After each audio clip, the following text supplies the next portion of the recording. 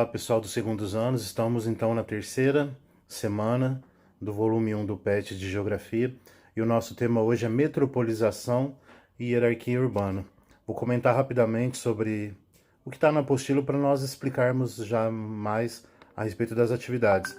A apostila, então, da semana 3 de Geografia começa lá na página 73 e está dizendo sobre metropolização. Primeiro, o que é metrópole?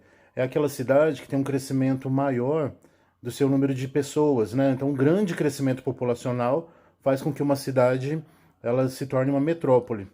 E nós temos situações em que duas metrópoles ou duas grandes áreas metropolitanas, elas crescem de uma forma que elas praticamente se juntam, que elas praticamente grudam.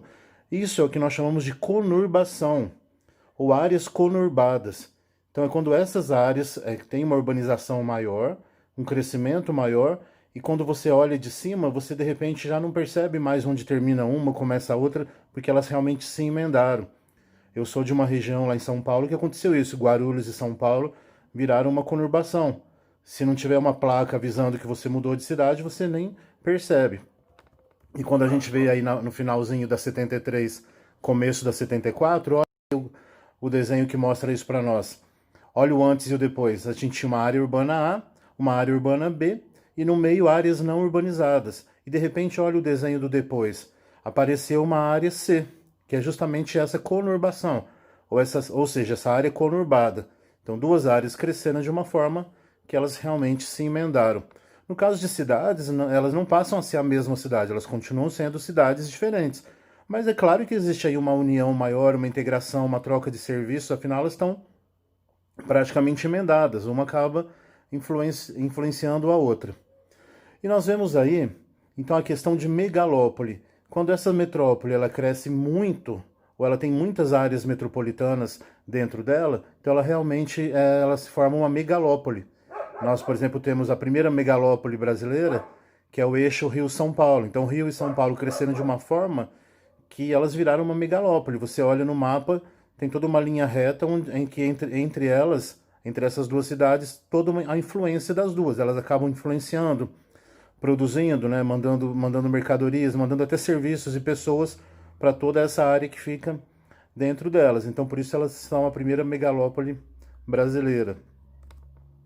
Aí a gente fala aí na sequência de rede urbana, hierarquia urbana, uma rede. Então as cidades elas formam uma rede, porque uma cidade maior ela influencia uma cidade menor, né? Como a gente falou o caso da megalópole. Então tem toda uma hierarquia. A gente vai ver o detalhe da hierarquia mais já direto no exercício. Então, mas vamos só apenas resumir que existem cidades que têm influência mundial, né? Você fala em Nova York, em São Paulo, elas têm elas são conhecidas mundialmente, elas são famosas mundialmente. Então, esse caso a gente chama de metrópole mundial. Agora, tem metrópoles que são muito famosas, mas mais a nível nacional. Elas são muito famosas, mas naquele país, ok? Mas a gente vai ver daqui a pouco no exercício um pouquinho melhor sobre isso.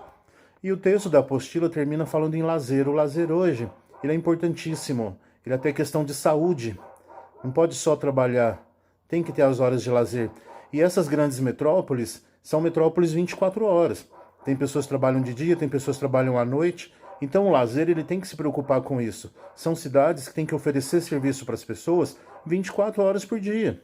Então você vê eventos de lazer, eventos, exposição, shows, teatros, mesmo relacionados à arte em geral. Então elas têm que ver hoje a nova realidade dessas cidades. Cidades que realmente têm uma vida 24 horas. E não esqueçam de assistir esse vídeo que está aí, recomendado pela apostila da terceira semana. Ele chama Metrópole, Conurbação Urbana e Outros Conceitos. É um vídeo um pouco maior, 29 minutos, mas vale a pena, eu vou deixar o link aí para vocês, tá bom? Vamos direto aí no exercício, atividade 1. A atividade 1 está no final aí da página 75 e ela mostra a hierarquia. Baseado nesse gráfico da hierarquia, vocês é que vão construir a hierarquia. Quem seria a metrópole nacional? Uma metrópole que você sabe que ela tem influência no país todo. Tem serviços, ou tem de repente um serviço de saúde que só tem naquela cidade. Pessoas do país inteiro, elas procuram aquela cidade quando precisam de um determinado serviço. E tem a metrópole regional, vamos supor a nossa região sudeste. Quem seria uma metrópole importantíssima para todo o sudeste? Um centro regional. ele serve de centro naquela região, ele tem um destaque dentro daquela região, ou mesmo uma cidade local e uma vila. Então vocês vão construir, baseado nesse modelo, olha aí, ó, cria uma hierarquia urbana inserindo o nome de cidades. Lembre-se que elas são cidades geralmente próximas e interdependentes. Elas não são a mesma cidade, mas elas podem ficar perto uma da outra, mas cada uma continua sendo uma cidade independente, separada, ok? Pergunta 2 e 3 depende desse mapa. Olha o mapa das megacidades. Quanto maior o círculo, maior o número de pessoas, né? O círculo ele tem milhões aí de habitantes, você vai vendo na legenda. Então, quanto maior o círculo, maior é essa megacidade. São as cidades mais populosas do mundo, ok? Então, baseado no tamanho dos círculos, você vai dizer aí na atividade 2 quais são as megacidades mais populosas do mundo, certo? Muito fácil. Atividade 3. Quais são as megacidades do Brasil? Então, aí no Brasil nós estamos vendo duas. Fácil, né? Não precisa nem olhar nesse mapa para saber quais são as megacidades do Brasil. Geralmente, para ser chamado de megacidade, ela tem que ter mais de 10 milhões de habitantes. Geralmente.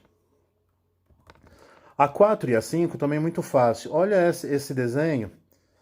Seria um gráfico, né? Da situação 1 e situação 2. Situação 1, nós temos aí um aumento de população urbana e um aumento de população rural, do momento 1 para o momento 2. Mas esse aumento está na mesma proporção? Aí vocês vão analisar e dizer isso na atividade 4. O que está acontecendo no momento 1, na situação 1, entre o momento 1 e o momento 2? Ok? Já na situação 2, é aquele processo que eu falei lá no comecinho.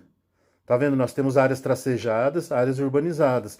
O que aconteceu na situação 2, no momento 2? Essa é a atividade 5. Muito fácil, né? Qualquer coisa, gente, chamem. Vocês não estão chamando. Chamem, tirem suas dúvidas, ok? E mande a foto da atividade para o seu coordenador. Não esqueça. E não deixe acumular. Ó, esse vídeo tem um apoio técnico do Duducracia, ok? Valeu, Dudu!